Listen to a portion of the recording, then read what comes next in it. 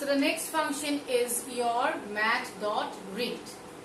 Now mat.rint, what it returns is that it returns the truncated value, that is the integral part of a number, and it always returns an integer value in double data type.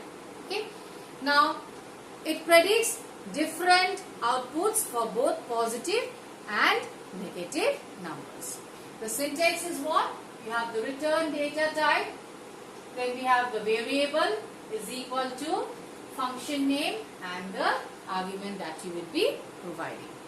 Now for positive numbers, if the fractional part, it lies between 0 inclusive. So for fractional part, if the fractional part, it lies between what? 0 inclusive and 0.5 inclusive. Means if the fractional part for positive numbers, if it lies between 0 inclusive and 0.5 inclusive, then the mat.rint function gives the integer part of the number. Okay. So we take an example here.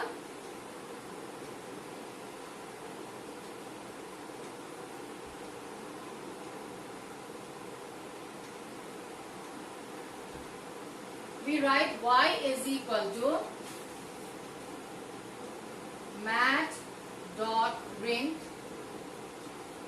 8.0. The value that this function will return is your 8.0.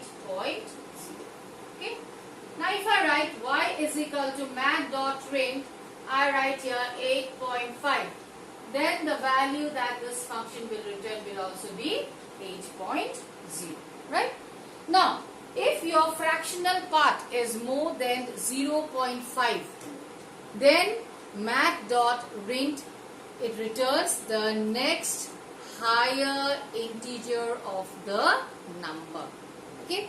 So if I write like this, y is equal to mat.rint, I change this value here. Suppose I write here 9.501. Then the value that this function will return will be what? 10.0. Okay.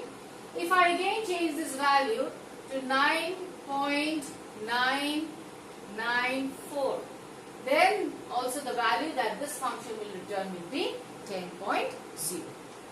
This is the case for positive numbers. Now in case of negative numbers, so if the fractional part, it lies between 0 inclusive and 0.5 exclusive, then the function returns the integer part of the number. So if I write like this, b is equal to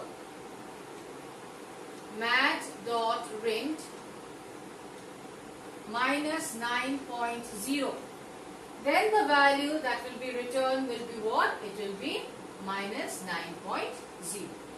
Now suppose I write mat.rint, I change the value here, I write minus 9.5. The value that will be returned will be what? Minus 9.0. Now if the fractional part is 0.5 or more, then it returns the next lower integer of the number. So if I write like this, suppose x is equal to mat.rint minus 9.5, then what it will return? It will return the value as 10.0. Now if I write x is equal to mat.rint minus 9.9, then the value that will be returned is what?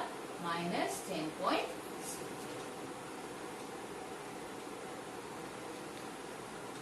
Now the next function is your mat.random. So what is the purpose of this function? This function will return a random number between 0 and 1. So any random number between 0 and 1 will be returned by this function mat.random.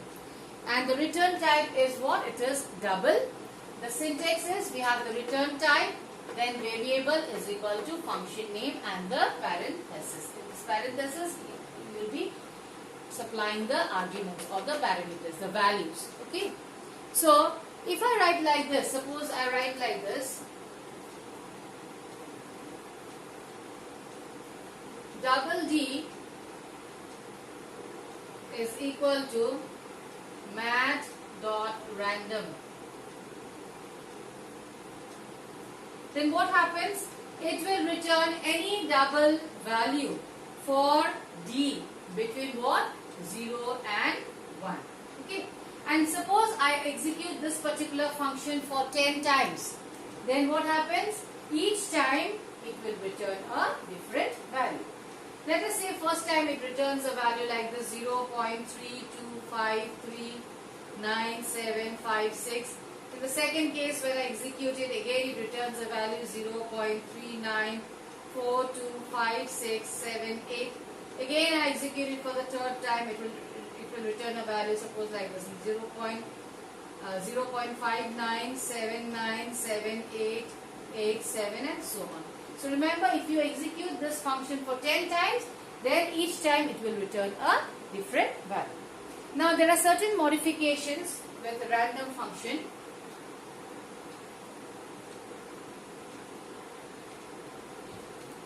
Number one is to get an integer random number between 1 and n.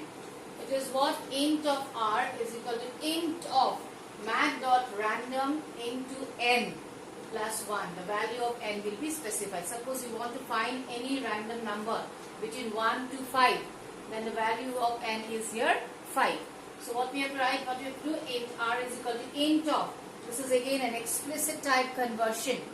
Mat.random into, this will be what? 5 plus 1. Then what will happen here in this case? We will get any random integer number between what? Between 1 and n. Right? Now the second case is to get any integer random number between m and n, where m and n are the lower and the upper limits of the integer numbers respectively. Suppose we have to get any integer number between m and n. Let us say the m is 2 and n is 5. So we want to get any integer random number between what? 2 and 5. Then which formula we will be using? Int of r is equal to int of mat.random into n minus m. Here n is what here? 5. What is m here? Minus 2 plus m plus 2. Okay.